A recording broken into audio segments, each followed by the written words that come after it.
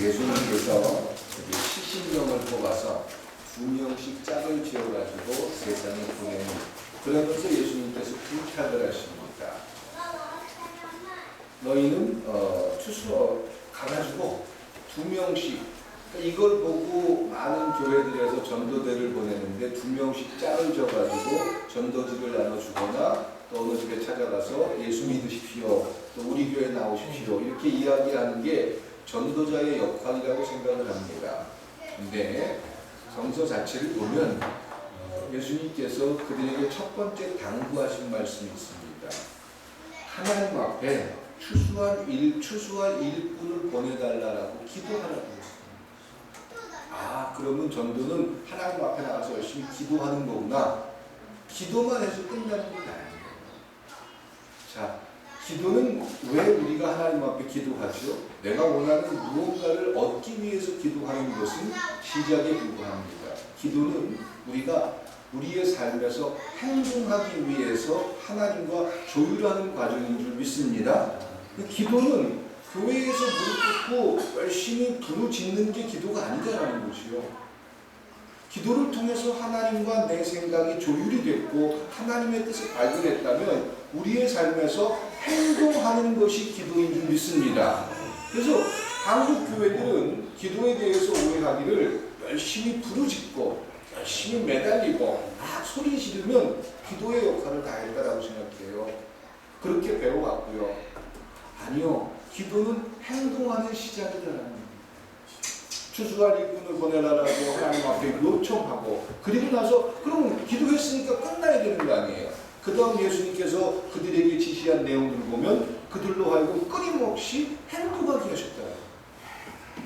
그러니까 그리스도인들의 삶 속에서 내가 교회를 위해서 기도했어. 당연히 기도를 하시지요. 그러면 기도는 입으로 열심히 교회를 하나님 도와주세요, 우리 교회가 크게 도움됐으면 좋겠습니다, 이렇게 기도한 걸로 나는 역할을 다했어, 나는 교회를 정말 사랑하고 있는 거야, 이렇게 돼서는 안 된다는 거예요. 교회를 위해서 기도했다면 하나님의 뜻을 듣게 될 것이고, 그 하나님의 뜻을 발견해서 끊임없이 내가 충돌할 수 있지만 내 삶에서 행동하는 결과로 나타나야 될 줄 믿습니다. 교회를 사랑하는 모습이 나타나야 된다는 것입니다. 그것이 기도한 자들의 모습이에요. 그런데 기도한 대로 행동하고자 하니까 내가 많은 걸 희생해야 될 것 같아요. 내가 헌신해야 될 것 같아요. 그러니까 내 역할은 교회를 위해서 기도하면 되는 거지, 행동은 다른 사람들이 하는 거야. 나는 교회를 위해서 기도만 하면 되는 거야. 이렇게 스스로를 제한할 때가 있습니다. 기도가 무엇인지 모르기 때문에 그런 것입니다. 기도하는 사람들은 하나님을 만나게 될 것이고 하나님의 뜻을 알게 될 것이고, 또한 끊임없이 그의 삶에서 기도 때문에 행동하는 자가 되어질 줄 믿습니다. 제가 지난 한 주간 동안 끊임없이 묵상한 제목이 있어요. 돌아오는 수요일날 이제 수요 예배 때 제가 이제 그걸 조금 더 풀어드릴 건데, 묵상한 제목이 뭐였냐면, 저는 이런 걸 가지고 고민을 했습니다. 날마다 고민했던 것 같아요. 어떤 사람이 천국에 들어갈 수 있을까? 천국에 들어갈 수 있는 자격은 과연 무엇일까? 우리들은 일상적이고 일반적인 지식에 대해서는 잘 알고 있습니다. 교회를 다니고 또 예수를 영접하고 그리고 세례를 받았으면 그 사람은 천국에 들어갈 자격이 있는 게 아닌가? 라고 생각합니다. 근데 저는 그런 부분에 대해서 굉장히 회의를 느꼈어요. 그러니까 어떤 사람들이 천국에 들어갈 수 있을까? 예배 시간에 빠지지 않았기 때문에 그 사람이 천국에 들어갈 수 있다? 또 헌금을 많이 내기 때문에 그 사람은 천국에 들어갈 수 있다? 예수를 내가 믿고 있다라고 생각하기 때문에 천국에 들어갈 수 있다? 근데 중요한 것은 천국을 보내주는 건 내가 하는 게 아니라 누가 하는 거죠? 하나님이 하시는 거예요. 그럼 내가 아무리 믿는다고 해도 하나님이, 야, 나는 그 믿음을 인정하지 못하겠다, 난 네가 믿음이 정말 의심스럽다, 네가 예수를 믿는다고 하는데 나는 그게 헷갈린다, 나는 너를 천국에 들여보낼 수 없다, 이렇게 된다면 어떻게 하시겠어요? 제 고민이 이 부분이었습니다. 우리는 예수를 믿는다고 생각해요. 성령께서 우리가 믿게 해준다라고 우리는 끊임없이 믿고 싶어요. 그런데 하나님은 입장에서 아니다. 우리가 생각하는 것과 다를 수 있다는 거죠. 우리는 믿기 때문에 교회 나왔고 믿기 때문에 헌금도 잘 드리고 봉사도 잘하는데 하나님, 난 당연히 천국 가야 되는 거 아닙니까? 내가 목사 아닙니까? 목사는 당연히 천국 가야지요. 내가 대대로 내려온 장로 집에 무슨 장로가 됐는데 내가 당연히 천국 가야지요. 근데 이게 우리들 생각이면 어떡하실 거예요? 우리가 그렇게 믿고 있다고 생각하면 어떡할 겁니까?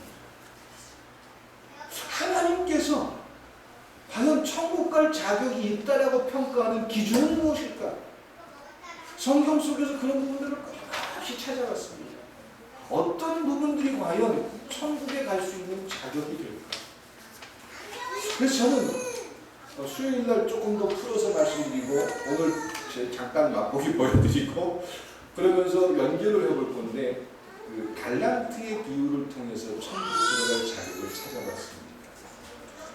저 주인이 달란트를 맡겼습니다. 이거를 한국 교회나 많은 선교가들이 재능을 가지고 그걸 발휘하지 않으면 빼앗긴다, 하나님이 꾸중한다, 이렇게 이제 단편적으로 평가를 하는데 이것이 천국 갈 수 있는 자의 어떤 모습으로 연결을 하면 어떨까 이런 생각을 해봤습니다. 그리고 묵상을 가까이 하는 시간 속에서 답을 찾아냈습니다. 하나님께서 주신 굉장한 은혜였습니다. 뭐였냐면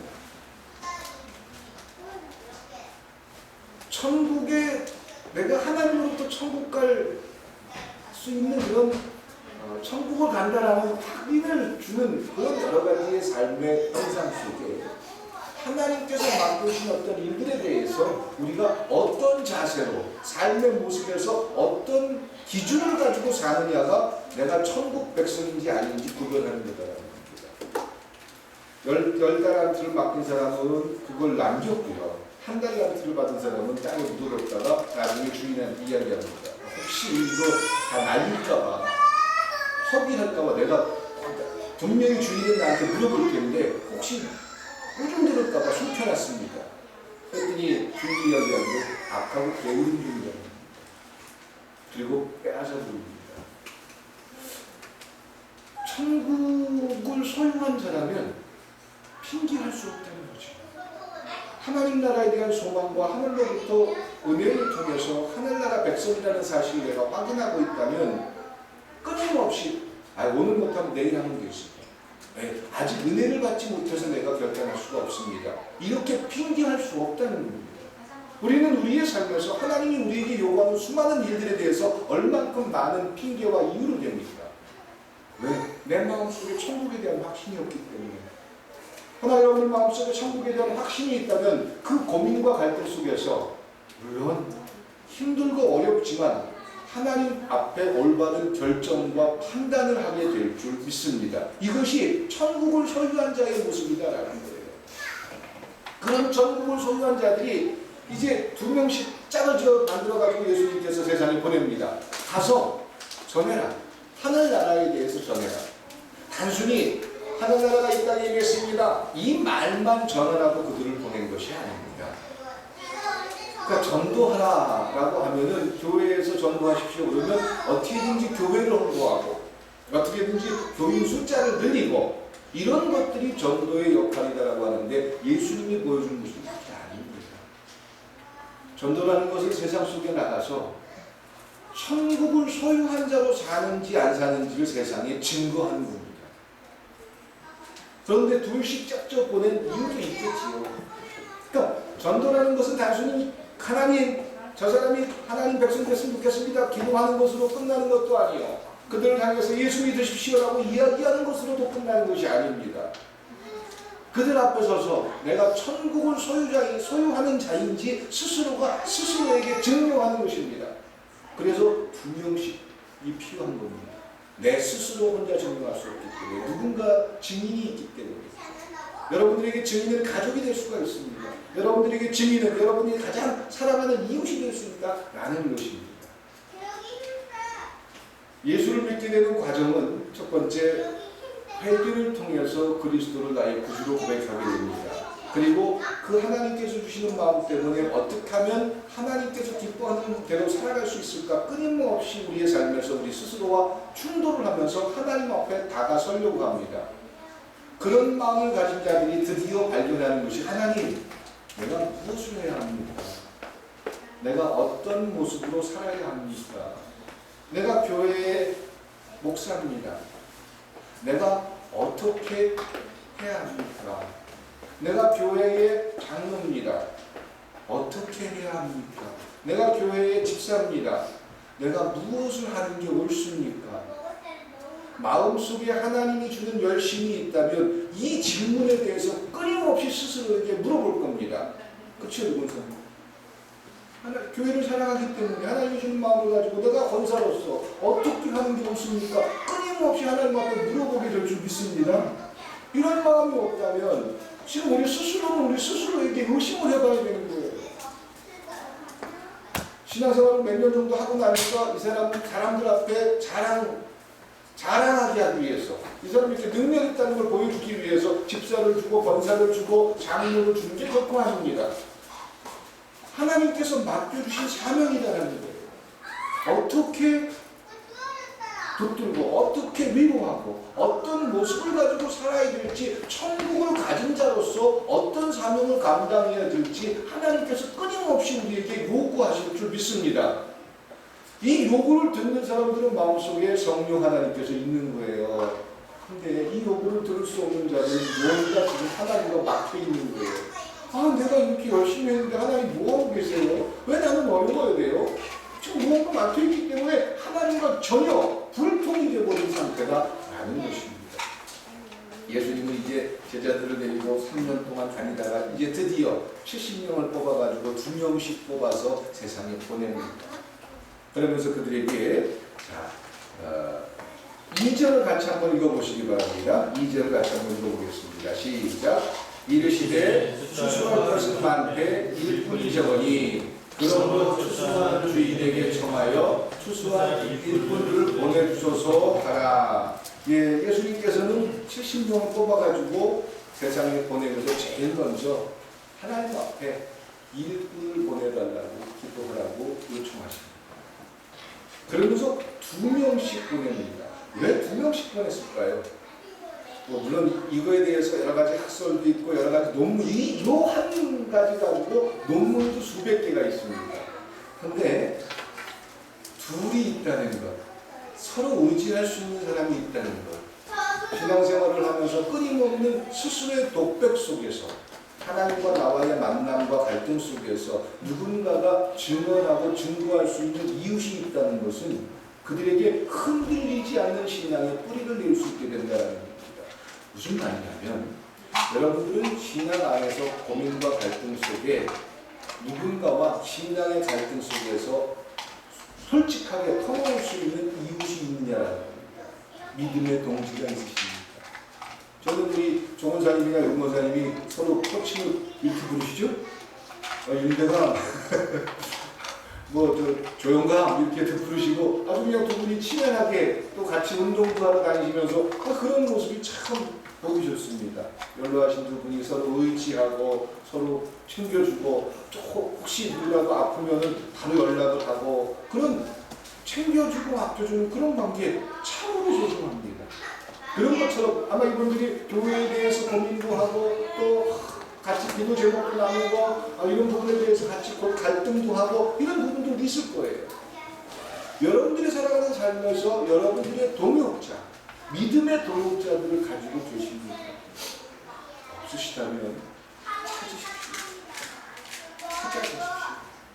그리고 흔들리는 여러분들의 신앙과 갈등 속에서 서로 확인되는 관계가 되는 그런 사람들을 만날 수 있기를 소망합니다. 다윗에게는요, 다윗의 원수인 사울이라는 왕이 다윗을 죽이려고 그렇게 여러 번 시도를 했지만 사울 왕의 아들이 누구지요? 요나단이라는 아들이 있지요. 그 요나단이라는 아들이 끊임없이 다윗의 폰이 돼서 다윗을 숨겨주기도 하고 다윗을 도망가기도 하고 다윗의 든든한 지원군이 됐던 겁니다. 여러분들이 천국 백성으로 이 땅에 살아갈 때 하나님은 여러분들 주변에 누군가를 붙여주셨습니다. 그리고 그들로 하여금 끊임없이 위로하게 하고 붙들어주게 하고 하나님의 마음을 갖게 하는 그런 모습을 끊임없이 만나게 될 줄 믿습니다. 그래서 둘이라는 단어가 참 좋은 거예요. 아니, 셋, 넷도 좋습니다. 단순히 주일날 교회 와가지고 아유 우리 희은이가 좀 일찍 오는 편인데 희은이가 들어오면 교회 분위기가 바뀌어요. 그래서 우리 조건사님이 앉아 계시다가 어유 장공주 왔어! 이렇게 얘기하시면 그냥 앉아있던 그 어르신들이 기분이 환해지면서 또 아이가 반짝 인사를 하고 그런 아주 이쁨을 많이 받습니다. 단순히 주일날 잠깐 만나는 그런 관계가 아니라 정말 서로가 걱정을 하고 염려하면서 누군가에게 위로해 줄 수 있는 그런 관계는 여러분들이 먼저 다가설 때 가능한 것입니다. 예수님께서는 그런 의미에서 이들을 둘씩 짝지어서 보냈다는 겁니다. 자, 바울은 사울되었을 때 다메섹 도상에서 하나님의 음성을 듣고 이제 하나님의 백성으로 되돌아섰습니다. 그가 초대 예루살렘 교회에 왔을 때 어느 누구도 다가서는 사람이 없었습니다. 왜? 그 사람의 과거 전적 때문에 그렇습니다. 예수 믿는 사람들을 고발하는 사람이고 앞잡이 노릇을 하던 사람이 바로 사울이었기 때문에 그렇습니다. 그런데 기도하는 사람 바나바가 그를 찾아가서 위로했고 그를 찾아가서 사람들 앞에 소개했고 그가 초대교회에 훌륭한 일을 할 수 있도록 끊임없이 지원해 준 사람이 바나바였다는 겁니다. 교회 안에서 여러분들이 후원하고 여러분들이 지원해서 교회에서 큰 일꾼이 되게 하는 그런 사람들이 있으십니까? 여러분들의 가족 안에서 여러분들의 이웃 간에 그런 관계를 만들어 나갈 수 있기를 소망합니다. 지지난 주에도 말씀드린 것처럼 바울과 실라가 빌립보 감옥에 갇혔어요. 바울 혼자 갇혀 있었으면 어땠을까요? 얼마나 처량하고 주의를 하다가 매 맞고 터져가지고 착고에 묶여가지고 감옥에 갇혀 있습니다. 얼마나 처량했을까요? 스스로 신앙은 하나님과 나와의 1대1의 관계라고 하지만 그런 자리에서 바울 혼자 있었다면 그가 아무리 믿음이 좋다고 해도 끊임없이 실망하고 좌절했을 거예요. 그런데 그 옆에 신라라는 동역자가 있었기 때문에 서로에게 의지할 수 있었고 서로가 힘이 될 수 있었기 때문에 그 안에서 그들은 하나님을 원망하기보다는 하나님의 결정을 존중하는 그런 그들의 마음이 있었는 줄 믿습니다. 이것이 동역자다라는 거예요. 여러분들이 앞으로 살 시간들 동안에 여러분들 주변에 몇 명의 동역자를 두시겠습니까? 지금이라도 끊임없이 찾아나갈 수 있기를 소망합니다. 여러분들의 이웃, 여러분들과 기도 내용을 나눌 수 있는 그런 친구, 그런 사람들을 끊임없이 발견할 수 있기를 소망합니다. 또한 둘이라는 것은 둘이 있기 때문에 증거가 확실해진다는 겁니다. 민수기 35장에 보면 사람을 죽인 사람을 사형시킬 때에도 증인이 한 사람만 있으면 절대로 사형을 못 시킵니다. 두 사람 이상이 돼야 된다는 겁니다. 그러니까 하나님 나라에 대해서 증거하고 하나님 나라에 대한 사람으로서 천국 백성으로 이 땅 가운데 살아가면서 하늘나라를 증거하는데 나 혼자 암만 얘기해봐야 증인이 없다면 소용이 없다는 겁니다. 여러분이 하나님 나라의 백성으로 살아가면서 여러분들에 대해서 평가하고 올바로 인정해 줄 수 있는 여러분들 삶에 증인이 있다면 누가 되겠습니까? 그렇기 때문에 끊임없이 바울에게는 신라가 필요했고 또한 바나바라든가 여러 동역자들이 필요했던 것입니다. 예수님께서 세상을 향해서 나아가는 모든 사람들에게 천국 백성으로 이 땅 가운데 살아가는 사람들에게 정말 필요한 것은 친구가 있느냐는 거죠. 뭐 같이 술 마시는 친구, 같이 뭐 게임하는 친구 이런 친구가 아니라 정말 내 삶에서 끊임없는 고민과 갈등 속에서 하나님이 원하는 것들이 무엇일지 갈등하고 이야기 나눌 수 있는 친구가 있느냐는 겁니다. 아 그런 게 어디 있습니까? 교회 와서 목사님 설교 잘 들으면 되고 주일날 예배 잘 들으면 되는 거지 왜 그런 걸 둬야 합니까? 하나님은 아직도 모른다는 거예요. 끊임없이 주일 오후에 열린 예배를 통해서 우리는 하나님께서 어떻게 이야기하는지 듣는 방법에 대해서 지금 배우고 있습니다. 그러면 우리가 하나님의 음성인지 아니면 내 스스로가 끊임없이 만들어내는 소리인지 구별해야 되는데 우리의 동역자들과 같은 제목을 가지고 하나님 앞에 질문하고 나눌 때 증인이 되고 증거가 되어줄 수 있다라는 겁니다. 서로 의심하고 이 사람이 진짜 나가서 전도하는지 안 하는지 그거 확인하려고 예수님께서 2명씩 붙여준 거 아닙니다. 서로에게 증인이 되라는 것입니다. 하나님께서 당신을 이렇게 사랑하시는 거예요. 이거 보니까 당신 하나님께서 정말 붙들어 주는 것 같아요. 서로에 대해서 이런 확인을 나눌 수 있는 여러분들의 관계가 여러분들 삶에 있으십니까? 찾아가십시오. 그러면서 제자들을 파송하면서 아까 읽어드린 2절처럼 하나님 앞에 일꾼을 보내달라고 기도하라고 부탁하십니다. 일꾼을 보내달라고 기도하는 내용은 단순히 하나님 우리가 이제 천국 백성으로 이 땅에 살아가면서 많은 사람들에게 천국에 대해서 설명하고 하늘나라에 대해서 이야기할 겁니다. 하나님 많은 일꾼 보내주시죠. 믿습니다. 땡. 이게 아니라는 거죠. 많은 일꾼을 보내달라고 기도를 한다면 그 기도를 통해서 하나님의 대답을 듣고 그러면 내가 무엇을 해야 할지 내 삶에서 행동으로 옮겨지는 것이 기도하는 모습이지 믿습니다.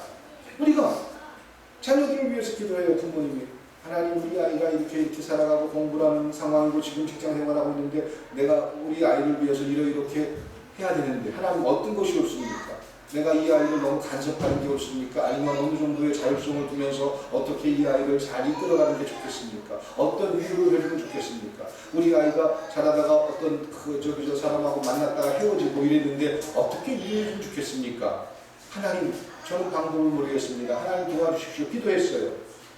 그러면은 그 자녀들이 직장생활하거나 학교생활하거나 또 시련을 당했거나 이런 문제가 생겼을 때 부모가 대신 기도해 줬으니까 하나님이 알아서 그 자녀를 갖다 위로해 주던가요? 우린 그렇게 생각해요. 기도하면 하나님이 알아서 그 자녀들을 잘 이렇게 해주고 알아서 좋은 대학 보내주고 알아서 좋은 직장 보내주고 알아서 해줄 거라고 생각해요. 아니요, 그렇게 아니에요. 하나님 앞에 그렇게 자녀의 문제를 놓고 기도했다면 하나님께서 하나님의 마음으로 우리에게 끊임없이 무언가를 이야기하실 줄 믿습니다. 시련당한 자녀가 있어요. 어떻게 해야 돼요? 신고자님 아들이 시련을 당했어요. 만약에 그럼 하나님 참 걱정이 돼. 그래서 하나님 앞에 기도를 했어요. 하나님께서 권사님에게 뭔가 얘기하시겠죠. 그럼 하나님 앞에 기도하면 그 상처들을 스스로가 잘 이겨낼 수 있을까요?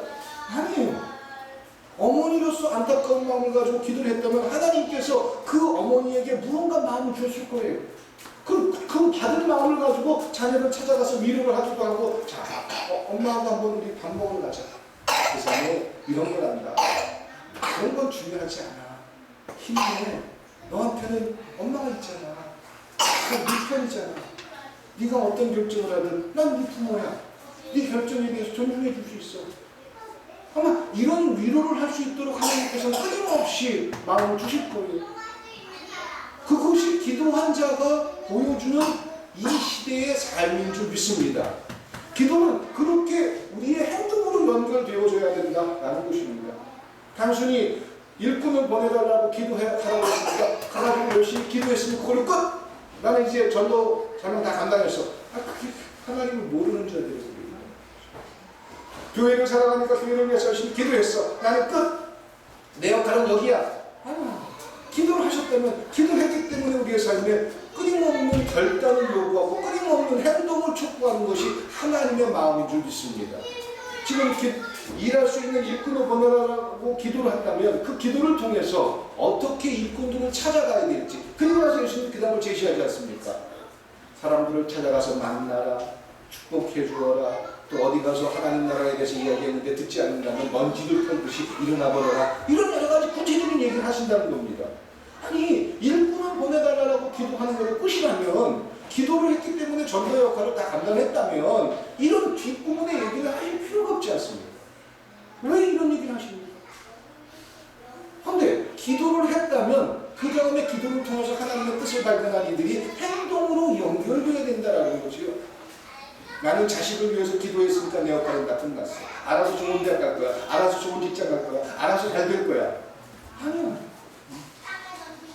자녀가 공부를 해야 되는데 공부를 하지 않고 딴 생각만 하고 엉뚱하게 살아요. 내가 교회에서 기도했으니까 이 아이는 사단이 접근하지 못하고 하나님께 지켜줘가지고 공부도 잘할 거야. 옛날에 교회 가면 그런 얘기 많이 들었어요. 그렇죠? 그래가지고 교회에서 열심히 기도하면 자녀들 알아서 잘 되는 줄 알았어요. 근데 자녀들 알아서 잘 되던가요? 해본 분들, 조원장님 알아서 잘 되시던가요? 과거에 그런 얘기 많이 들으셨죠? 교회에서 기도만 열심히 하고 교회에 헌금 많이 내고 봉사만 많이 하면 자녀들 알아서 잘 돼. 알아서 큰 사람들 돼. 이런 얘기 많이 들으셨죠? 그 자녀들을 위해서 끊임없이 기도하셨고 난 기도했으니까 내 역할 다 했어. 이런 생각 있으셨죠? 물론 조원장님의 자녀분들이 잘못했다는 얘기 절대 아닙니다. 정말 훌륭하게 아름답게 잘 성장했고 멋있게 사는 모습이 참 좋습니다. 하나님의 은혜인 줄 믿습니다. 근데 어른들이 기도했기 때문에 이들의 삶이 평통했던 게 아니다. 끊임없이 그들의 갈등과 고민 속에서 부모의 모습을 보고 닮아가는 것도 있고 또 버리려고 하는 모습도 있고 그런 갈등 속에서 자기들 스스로가 인격체를 만들어간 거지. 교회에 와가지고 기도해 줬으니까 좋은 대학 갔고 교회에 와서 기도받았기 때문에 훌륭하게 됐고 이런 건 아니에요. 자녀들을 위해서 부모가 기도한다면 자, 그 자녀들이 상황에 맞춰서 부모의 역할이 무엇을 해야 할지 내가 기도했으니까 얘는 서울대학 갈 거야. 아니 그렇지 않습니다. 그 아이가 어떤 생각을 하는지 끊임없이 부모로서 알아야 되고 접근해야 되고 그리고 이끌어줘야 되고 그 아이의 나머지 부분들 공부가 안 될 것 같으면 공부 그만 시켜도 되는 거고 그럼 충분히 대화를 나누고 혹시 자녀들하고 대화를 깊게 나눠본 적 있으십니까?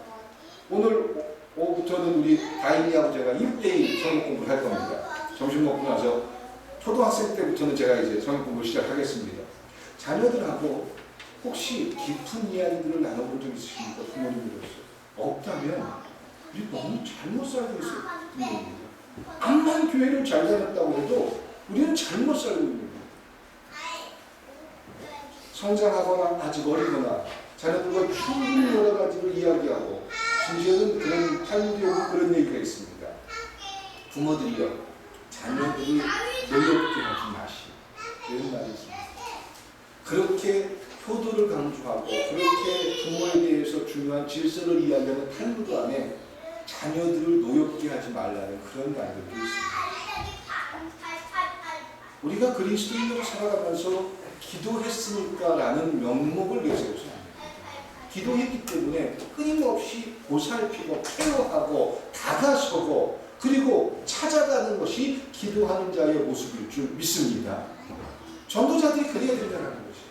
단순히 어디 가가지고 우리 교회 홍보하고 뭐 찌라시 나누어주고 전도지나 이게 전도가 아니라는 거예요.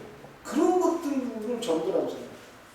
아니 여기 보면은 하나님 나라에 대해서 전파하라고 했습니다. 근데 단순히 말로만 전파되는 게 아니에요. 그들과 함께 밥도 먹고 그들과 함께 행동하고 그들과 함께 살아가면서 천국을 소유한 자가 무엇인지를 증명해라. 이것입니다. 이것이 전도자의 역할이다라는 것입니다. 끊임없이 그들은 일꾼을 보내달라고 기도했기 때문에 기도하고 자 바울이 전도여행을 떠나면서 빌립보에 갔어요. 빌립보라는 지역에 갔어요. 그리고 주일날이 됐어요. 어디 가서 예배를 드리고 기도하는 모임에 가고 싶은데 갈 데가 없어요. 빌립보 강가에 갔습니다. 그랬더니 어떤 사람들이 여기서 기도하고 있어요. 바울도 마찬가지로 그날 기도하기 위해서 그 자리에 빌립보에는 아직 교회가 없었어요. 거기서 만난 사람이 누구죠? 옷감 장사하는 루디아라는 여인을 만나고 그리고는 그들은 그 만남이 하나님께서 주선한 만남이요. 그 루디아라는 여인은 자기의 재산이 그렇게 하나님께서 축복을 하신 이유가 바울이라는 선교사를 돕고 이 땅에 교회를 만들게 하라는 하나님의 놀라운 축복이다라는 사실을 얘기하는 발명합니다. 그리고는 드디어 그가 무엇을 해야 할지 깨닫고 끊임없는 후원자가 돼서 빌립보 교회를 세우게 되고 그리고 끊임없이 바울을 후원하는 아마 그 바울의 후원자 1번이 루디아였던 것 같아요. 바울이 감옥에 있을 때 빌립보 교회에서는 늘 좋은 소식이 있었잖아요. 빌립보 교회에서는 늘 후원하는 후원금이 있었잖아요.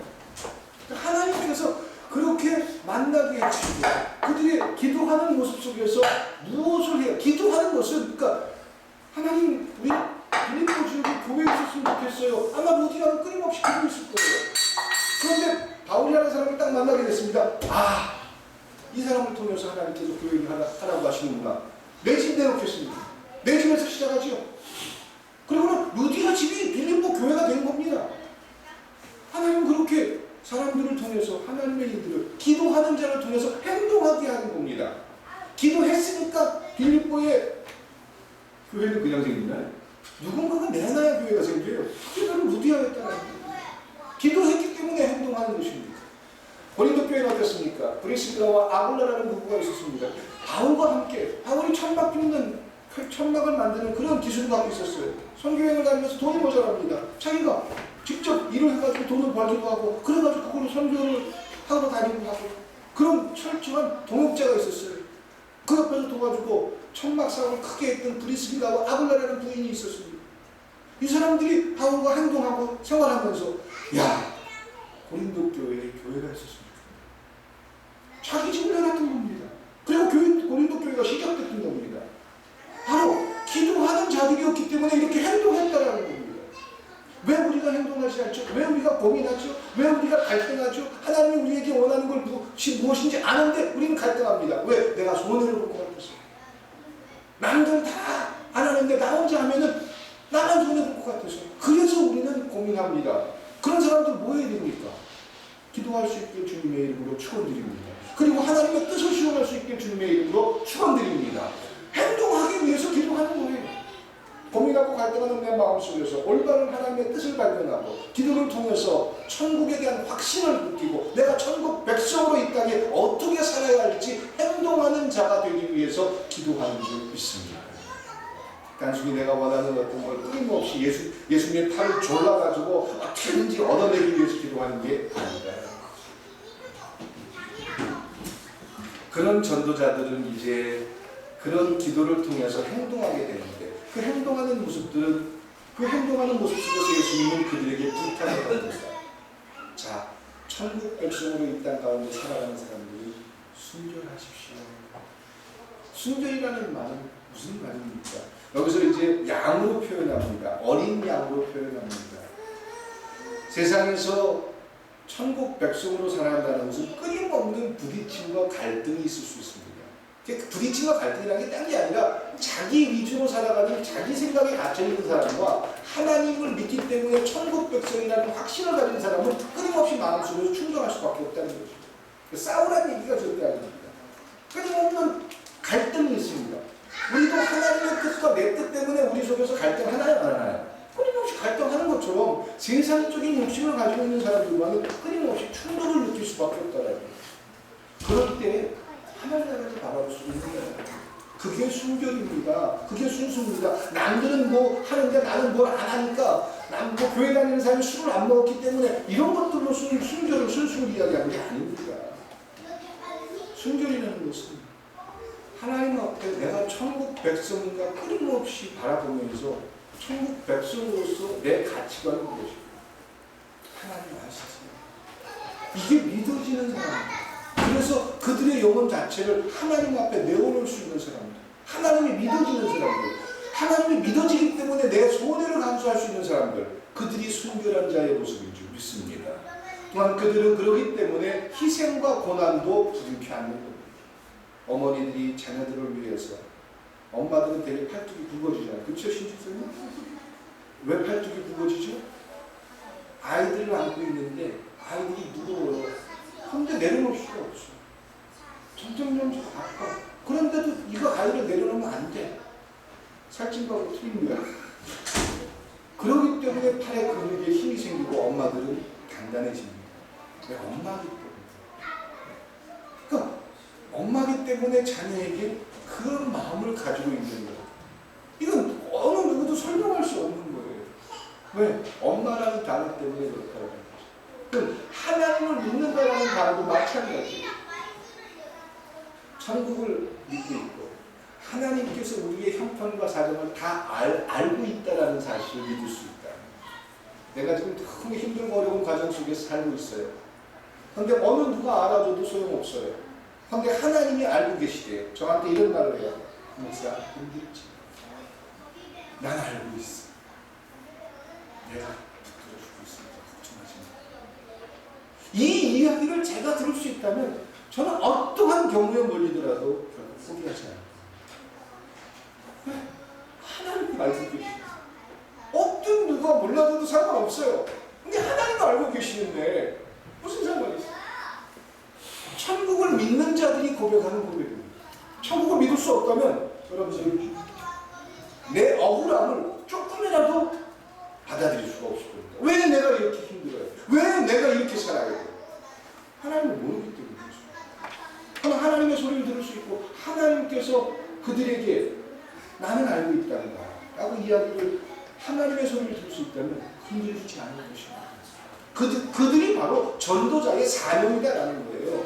어디 가서 말을 잘해가지고 누구를 빨리 교회에 데려오고 어떤 사람을 세례를 주고 그게 역할이 아니다라는 거예요. 예수님은 둘씩 짝지어가지고 보내면서 그들이 기도하게 하셨고 기도하는 걸 행동하게 하셨고 그들의 삶에서 어린 양과 같지만 하나님을 신뢰하는 모습이 있는지 끊임없이 그들의 삶에서 확인하라는 것입니다. 그래서 증인이 필요한 것입니다. 혼자가 아니라 둘이 필요한 것입니다. 여러분들 주변에 그런 증인들과 함께 천국 백성으로 이 땅 가운데 살아갈 수 있기를 주님의 이름으로 축원합니다. 기도드리시겠습니다. 사랑과 은혜의 하나님, 오늘 예수님께서 공생의 일을 마감하면서 제자들을 세상에 보내셨습니다. 그 마음이 어땠을까? 그분께서는 이야기하십니다. 내가 너희와 함께 하는 것이다. 그리고 너희가 하는 모든 말은 내가 하는 말을 될 것이고 또한 너희를 대적하는 자들은 나를 대적하는 자들이 될 것이다 라고 약속해 주셨습니다. 이 약속이 우리 후민교회 성도들의 삶 속에 날마다 만나줄 수 있기를 소망합니다. 그래서 천국 백성으로 살아가는 그들의 삶이 되도록 축복하여 주시옵소서. 예수님의 이름으로 기도드리겠습니다. 찬송가 502장 찬양 드리시면서 준비하신 예물을 하나님 앞에 드립니다.